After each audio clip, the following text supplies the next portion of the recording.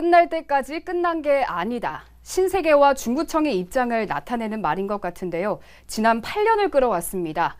울산 혁신도시 개발 사업과 관련해 입장 차이를 보이면서 중구청과 신세계가 팽팽한 줄다리기를 하고 있습니다. 이와 관련해 박정필 기자와 얘기 나눠보겠습니다.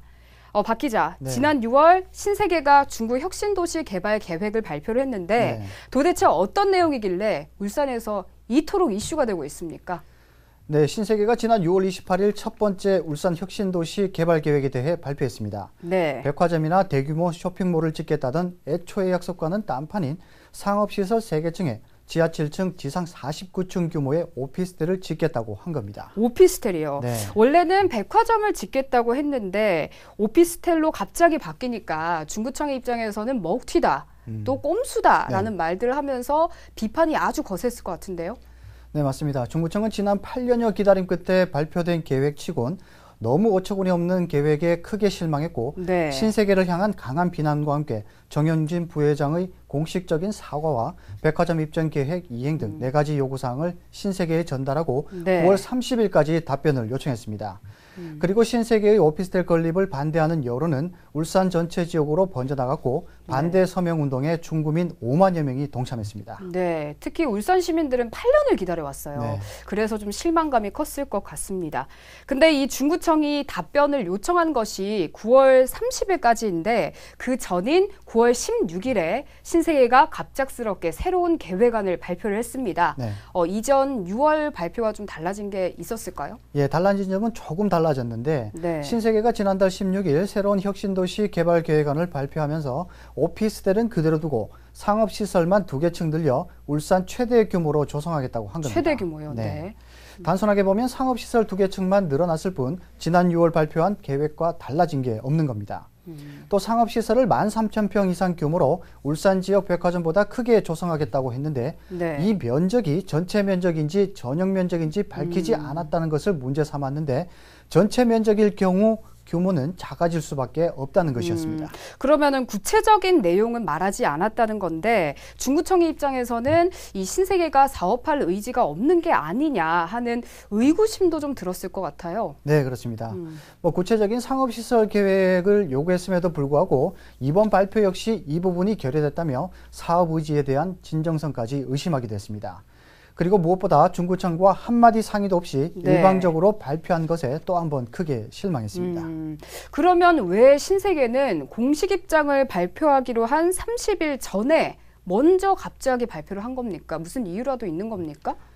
네, 굳이 9월 16일 급박하게 새로운 개발 계획을 발표할 필요성이 있었느냐에 대해 중구청은 2가지 측면으로 해석했습니다. 네. 먼저 박상민 의원이 정유경 신세계 총괄사장을 국정감사 증인으로 신청하는 카드를 꺼내 들었는데 이를 무마하기 위해 국감 증인 신청 마감일인 16일 전에 새로운 계획안을 급조해 긴급하게 16일 발표했다는 것입니다. 네. 또 다른 측면에서는 9월 24일 계획된 중구청의 신세계 본사 방문을 무마하기 위한 수단으로 활용했다고 해석했는데 네. 국정감사 출석을 피하기 위해 발표했다는 것에 무게를 싣고 있습니다.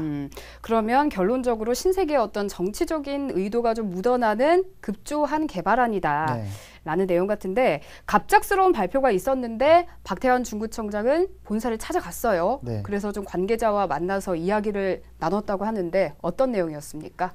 네, 박태환 중구청장은 9월 24일 예정대로 신세계 측을 조금이라도 압박하기 위해 오피스텔 건립 반대 범시민운동 서명지를 전달했습니다. 네. 이와 함께 향후 계획 발표 시 지자체와 협의한 후 진행할 것을 요구했고 상업시설 규모와 구체적인 개발 계획을 제시하라고 촉구했습니다. 네, 박태환 중구청장도 찾아가고 또 여론도 거세지니까 신세계가 공식 입장을 약속한 날에도 발표를 했죠. 네.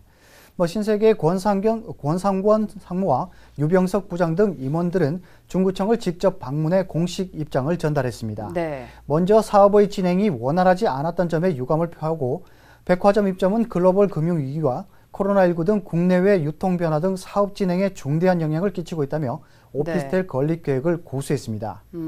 그리고 상업시설은 울산 최대 규모로 조성한다는 내용과 향후 계획 추진에 있어 지자체와 협의하겠다고 전달했습니다. 네, 코로나19 얘기 나오고 하지만 오피스텔 건립 계획은 변하지 않았네요. 네.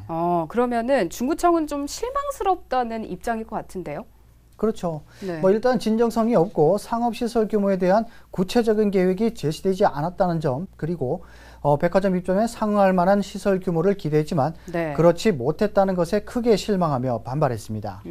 특히 백화점 입점과 관련해 경영상 어려움이 있다고 한 것에 대해 대전에는 신세계 백화점이 입점해 있고 창원에는 네. 스타필드를 조성 중인데 왜 울산만 안 되냐며 반박했습니다.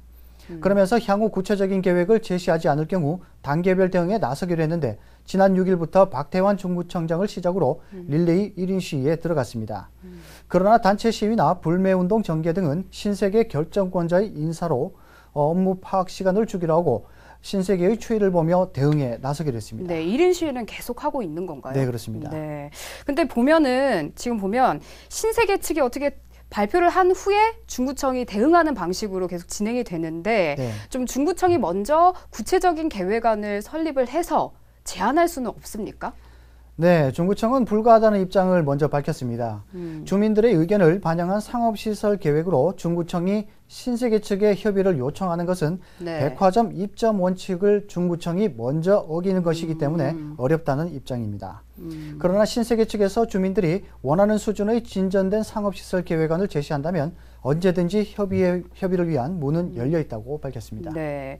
울산 시민의 입장으로서 좀 가장 궁금한 부분은 상업시설에 과연 뭐가 들어설지 네. 이 문제인 것 같은데 신세계는 이와 관련해서 좀 얘기한 것이 있나요? 네, 주민들 입장에서는 상업시설에 뭐가 들어올지 제일 궁금하기도 한데요. 신세계 측은 현재로선 상업시설에 어떤 매장을 넣을 것인지에 대해 결정하기는 어렵다는 입장입니다.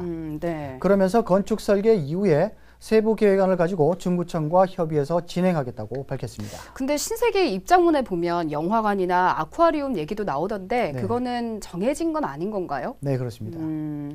그럼 마지막 질문을 드리겠습니다. 신세계가 올해 안으로 건축 설계를 시작을 하고 2026년까지 완공할 계획이라고 말을 했습니다. 제대로 진행이 될까요? 네, 우선 신세계는 공식 입장을 전달하며 사업 의지를 보였고 현재로선 건축 설계 이후 상업시설에 대한 논의가 이루어지는 것이 맞다고 판단하고 있습니다. 네. 그러나 중구청은 구체적인 상업시설 계획을 제시하고 있어 올해 안으로 가시적인 성과를 나타내기 위해서는 서로의 입장차를 해소하기 위한 협의가 조만간 이루어져야 할 것으로 보입니다. 네. 사실 이 선거철만 되면 신세계 개발 계획이 단골 메뉴처럼 등장을 하잖아요. 네, 그렇습니다. 네, 시민들은 사실 지칠 만큼 지쳤습니다. 지난 8년의 오랜 시간 동안 끌어온 문제인 만큼 시민들의 입장에서는 하루빨리 서로가 만족할 만한 협의를 도출하고 사업이 시행되길 바랄 수밖에 없겠습니다. 여기까지 듣겠습니다. 지금까지 신세계 혁신도시 개발계획과 관련해 박정필 기자와 얘기 나눠봤습니다.